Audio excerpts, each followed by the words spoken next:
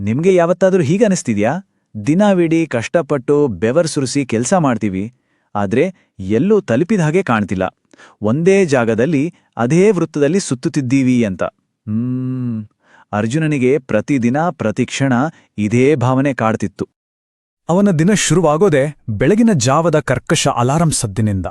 ಅಲ್ಲಿಂದ ಶುರುವಾದ್ರೆ ಸಾಕು, ಬೆಂಗಳೂರಿನ ಟ್ರಾಫಿಕ್, ಆಫೀಸ್ ತಲುಪಿದ ಮೇಲೆ ಶುರುವಾಗೋ ಒತ್ತಡ. ಅಬ್ಬಾ, ದಿನಕ್ಕೆ ಏನಿಲ್ಲ ಅಂದ್ರೂ 12ರಿಂದ 14 ಗಂಟೆ ಕಣ್ಣು ಕೆಂಪಾಗೋವರೆಗೂ ಲ್ಯಾಪ್ಟಾಪ್ ಸ್ಕ್ರೀನ್ ನೋಡ್ತಾನೇ ಇರ್ತಿದ್ದ. ಹಗಲು ರಾತ್ರಿ ಅನ್ನೋ ಹಾಗೆ ಇರಲಿಲ್ಲ. ಒಂದ್ರ ಹಿಂದೆ ಒಂದು ಮೀಟಿಂಗ್ಸು, ಡೆಡ್ಲೈನ್ ಮೇಲೆ ಡೆಡ್ಲೈನು, ಪ್ರೆಸೆಂಟೇಷನ್ಗಳು. ವೀಕೆಂಡ್ ಬಂತು ಅಂತ ನಿರಾಳವಾಗೋಣ ಅಂದ್ರೆ ಫೋನ್ ಕಾಲ್ಗಳು ನಿಲ್ತಾನೇ ಇರಲಿಲ್ಲ. ರಾತ್ರಿ ಮನೆಗೆ ಬಂದರೂ ಅವನ ತಲೆ ಪೂರ್ತಿ ಕೆಲಸದ ಯೋಚನೆಯಲ್ಲೇ ಮುಳುಗಿರ್ತಿತ್ತು. ಆದರೆ ಅವನ ಮನಸ್ಸಿನಲ್ಲಿ ಒಂದೇ ಒಂದು ನಂಬಿಕೆ ಇತ್ತು, ಇವತ್ತು ಹೆಚ್ಚು ದುಡಿದರೆ ನಾಳೆ ನನ್ನ ಜೀವನ ಖಂಡಿತ ಬದಲಾಗುತ್ತೆ ಅಂತ.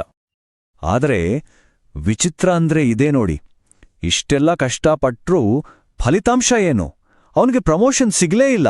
ಅವನ ಕೆಲ್ಸಕ್ಕೆ ಯಾರಿಂದಲೂ ಒಂದು ಸಣ್ಣ ಮೆಚ್ಚುಗೆಯ ಮಾತೂ ಬರಲಿಲ್ಲ. ಗ್ರೋತ್ ಸಂಪೂರ್ಣ ಝೀರೋ. ಈ ಯೋಚನೆ ಅವನನ್ನ ಒಳಗೊಳಗೆ ತಿನ್ನೋಕ್ ಶುರು ಮಾಡಿತ್ತು. ಅರ್ಜುನನಿಗೆ ಗೊತ್ತಿಲ್ಲದೆ ಹಾಗೆ ಅವನು ಒಂದು ದೊಡ್ಡ ಬಲೆಯಲ್ಲಿ ಸಿಕ್ಕಾಕೊಂಡಿದ್ದ. ಅದನ್ನ ಹಾರ್ಡ್ ವರ್ಕ್ ಟ್ರ್ಯಾಪ್ ಅಂತ ಕರಿಬೋದು. ಅಂದ್ರೆ ಹೆಚ್ಚು ಶ್ರಮ ಹಾಕಿದಷ್ಟು ಹೆಚ್ಚು ಯಶಸ್ಸು ಸಿಗಲೇಬೇಕು ಅಂತೇನೂ ಇಲ್ಲ. ಅವನ ಕಣ್ಣು ಮುಂದೆನೆ ಅವನಿಗಿಂತ ಕಡಿಮೆ ಕೆಲಸ ಮಾಡೋರು ಪ್ರಮೋಷನ್ ತಗೊಳ್ತಿದ್ರು, ಹೆಚ್ಚು ಸಂಬಳ ಪಡೀತಿದ್ರು, ಎಲ್ಲರಿಂದ ಗೌರವ ಸಿಗ್ತಿತ್ತು. ಇದನ್ನೆಲ್ಲ ನೋಡಿ ಅವನ ಹೃದಯ ಒಡೆದೋಗ್ತಿತ್ತು. ಇದು ನ್ಯಾಯನಾ ಅಂತ ದಿನ ತನ್ನನ್ನೇ ತಾನು ಪ್ರಶ್ನೆ ಮಾಡ್ಕೊಳ್ಳೋಕೆ ಶುರು ಮಾಡ್ದ. ಹೀಗೆ ಒಂದು ಶನಿವಾರ ಸಂಜೆ ಮನಸ್ಸು ತೀರ ಭಾರವಾಗಿ ಅರ್ಜುನ ತನ್ನ ಹಳೆಯ ಗುರುಗಳಾದ ಶ್ರೀರಾಮ ಭಟ್ರ ಹತ್ತಿರ ಹೋದ. ಅವನ ಬಾಡಿದ ಮುಖ, ಕಳೆಗುಂದಿದ ಕಣ್ಣುಗಳನ್ನು ನೋಡಿದ ತಕ್ಷಣ ಗುರುಗಳಿಗೆ ಎಲ್ಲವೂ ಅರ್ಥವಾಯಿತು. ಅವರು ಮೆಲ್ಲ ಕೇಳಿದ್ರು, ಅರ್ಜುನ, ನೀನು ತುಂಬಾ ಕಷ್ಟಪಡ್ತಿದ್ಯಾ ಅನ್ನೋದು ನನಗೊತ್ತು. ಆದ್ರೆ ನೀನು ಹೋಗ್ತಿರೋ ದಾರಿ ಸರಿಯಾಗಿದ್ಯಾ ಅಂತ ನಿನಗೊತ್ತಿದ್ಯಾ? ಆ ಪ್ರಶ್ನೆಗೆ ಅರ್ಜುನನ ಹತ್ರ ಉತ್ತರವೇ ಇರಲಿಲ್ಲ. ಸಂಪೂರ್ಣ ಮೌನ. ಆಗ ಆ ಮೌನವನ್ನು ಮುರಿಯುತ್ತಾ ಗುರುಗಳು ಭಗವದ್ಗೀತೆಯ ಒಂದು ಶಕ್ತಿಯುತ ಶ್ಲೋಕವನ್ನು ಹೇಳಿದ್ರು, ಯೋಗಃ ಕರ್ಮಸು ಕೌಶಲಂ. ಆ ಒಂದು ಮಾತು ಅರ್ಜುನನ ಇಡೀ ಯೋಚನಾ ಕ್ರಮವನ್ನೇ ಬದಲಾಯಿಸುವ ಶಕ್ತಿಯನ್ನು ಹೊಂದಿತ್ತು. ಹಾಗಂದ್ರೆ ಏನು? ಇದರ ಅರ್ಥ ತುಂಬಾ ಆಳವಾಗಿದೆ. ಸುಮ್ಮನೆ ಕೆಲಸ ಮಾಡೋದ್ರಿಂದ ಅಥವಾ ಕೇವಲ ಕರ್ಮದಿಂದ ಯಶಸ್ಸು ಸಿಗಲ್ಲ. ಬದಲಾಗಿ ನಾವು ಮಾಡುವ ಕೆಲಸದಲ್ಲಿ ಒಂದು ಕೌಶಲ್ಯ, ಒಂದು ಸ್ಪಷ್ಟತೆ ಮತ್ತು ಒಂದು ಜ್ಞಾನ ಇರಬೇಕು. ಆಗ ಮಾತ್ರ ನಿಜವಾದ ಯಶಸ್ಸು ನಮ್ದಾಗುತ್ತೆ. ಗುರುಗಳು ಮುಂದುವರಿಸಿ ಹೇಳಿದ್ರು, ಕೇವಲ ಶ್ರಮ ಹಾಕಿದ್ರೆ ಸಾಲ್ದು ಮಗು. ಆ ಶ್ರಮಕ್ಕೆ ಸರಿಯಾದ ದಾರಿಯನ್ನ ತೋರಿಸೋ ಒಂದು ಅರಿವು ಬೇಕು. ಇದನ್ನ ಇನ್ನಷ್ಟು ಸರಳವಾಗಿ ಹೇಳೋಕೆ ಗುರುಗಳು ಒಂದು ಅದ್ಭುತವಾದ ಉದಾಹರಣೆ ಕೊಟ್ರು. ಕಲ್ಪನೆ ಮಾಡ್ಕೋ, ನೀನು ರಾತ್ರಿಯಿಡೀ ಒಂದು ದೋಣಿಯನ್ನ ಹುಟ್ಟು ಹಾಕ್ತಿದೀಯಾ, ಬೆವರು ಸುರಿಸ್ತಿದೀಯಾ. ಆದ್ರೆ ಬೆಳಿಗ್ಗೆ ಎದ್ದು ನೋಡಿದ್ರೆ ದೋಣಿ ಅದೇ ಜಾಗದಲ್ಲಿ ನಿಂತಿದೆ. ಯಾಕಂದ್ರೆ ದಡಕ್ಕೆ ಕಟ್ಟಿದ್ದ ಹಗ್ಗವನ್ನ ನೀನು ಬಿಚ್ಚೇ ಇಲ್ಲ. ನೋಡಿ, ನಮ್ಮ ಪರಿಶ್ರಮ ಅನ್ನೋದು ಒಂದು ಸಾಧನ ಅಷ್ಟೆ.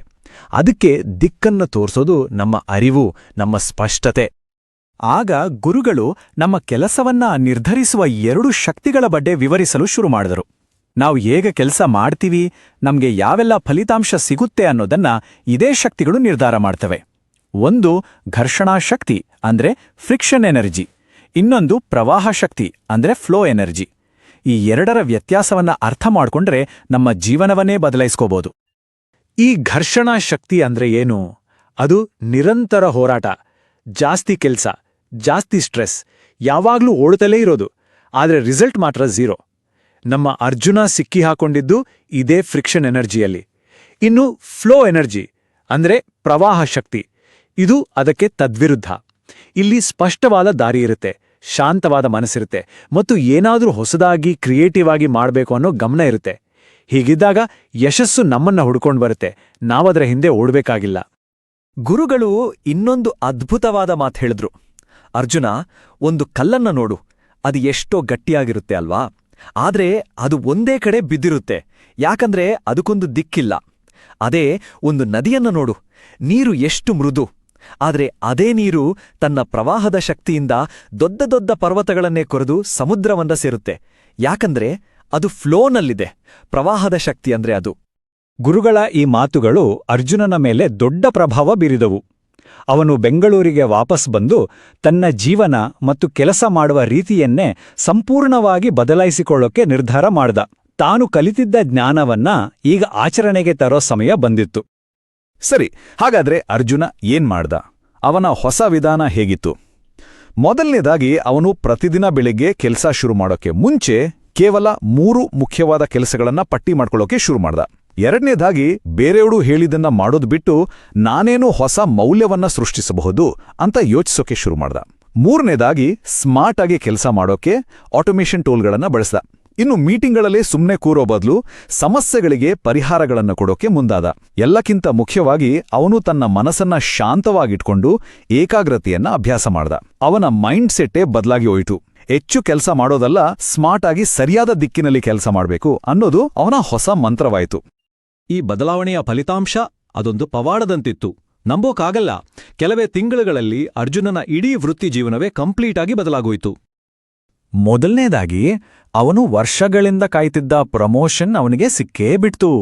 ಅಷ್ಟೇ ಅಲ್ಲ, ಅವನ ಅದ್ಭುತ ಕೆಲ್ಸಕ್ಕೆ ಪರ್ಫಾರ್ಮೆನ್ಸ್ ಅವಾರ್ಡ್ ಕೂಡ ಬಂತು. ಆಂಡ್ ಗೆಸ್ ವಾಟ್, ಒಂದು ಹೊಸ ತಂಡವನ್ನ ಲೀಡ್ ಮಾಡುವ ಜವಾಬ್ದಾರಿಯನ್ನು ಅವನಿಗೆ ಕೊಡಲಾಯಿತು. ಇಷ್ಟೇನಾ ಅನ್ಕೊಂಡ್ರಾ? ಇಲ್ಲ, ಆರ್ಥಿಕವಾಗಿಯೂ ಅವನಿಗೆ ಭರ್ಜರಿ ಯಶಸ್ಸು ಸಿಕ್ತು. ಅವನ ಸಂಬಳದಲ್ಲಿ ಎಷ್ಟಿರ್ಬೋದು ಅಂತ ಊಹೆ ಮಾಡ್ದಿರಾ? ಬರೋಬ್ಬರಿ 70% ಹೈಕ್. ವಾವ್! ಇದು ಕೇವಲ ಹಾರ್ಡ್ವರ್ಕ್ನ ಫಲ ಅಲ್ಲ, ಇದು ಸರಿಯಾದ ದಿಕ್ಕಿನಲ್ಲಿ ಮಾಡಿದ ಸ್ಮಾರ್ಟ್ ವರ್ಕ್ನ ಫಲ.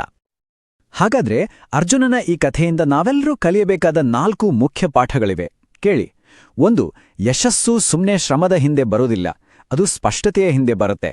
2.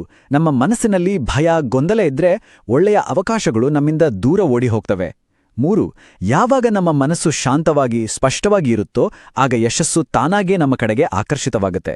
ಮತ್ತು 4ನೇಯದು, ಬಹಳ ಮುಖ್ಯವಾದದ್ದು, ಹಾರ್ಡ್ ವರ್ಕ್ ಬೇಕೇ ಬೇಕು. ಆದರೆ ಅದು ಸರಿಯಾದ ದಿಕ್ಕಿನಲ್ಲಿದ್ದಾಗ ಮಾತ್ರ ಅದಕ್ಕೆ ಬೆಲೆ. ಹಾಗಾಗಿ ಕೊನೆಯದಾಗಿ ನಾವು ನೆನ್ಪಿಡ್ಬೇಕಾದ ಒಂದೇ ಒಂದು ಮಾತು: ಯಶಸ್ಸು ನಮ್ಮ ಪರಿಶ್ರಮವನ್ನ ಹಿಂಬಾಲಿಸಲ್ಲ, ಅದು ನಮ್ಮ ಸ್ಪಷ್ಟತೆಯನ್ನ ಹಿಂಬಾಲಿಸುತ್ತೆ. ಅದಕ್ಕೆ ನಾವು ಆಗಾಗ ನಮ್ಮನ್ನ ನಾವೇ ಕೇಳ್ಕೋಬೇಕು, ನಾನು ದೋಣಿಯನ್ನ ಜೋರಾಗಿ ಹುಟ್ಟಾಕ್ತಿದ್ದೀನಿ ಸರಿ, ಆದ್ರೆ ದಡಕ್ಕಟ್ಟಿದ ಹಗ್ಗವನ್ನ ಬಿಚ್ಚಿದಿನಾ ಅಂತ.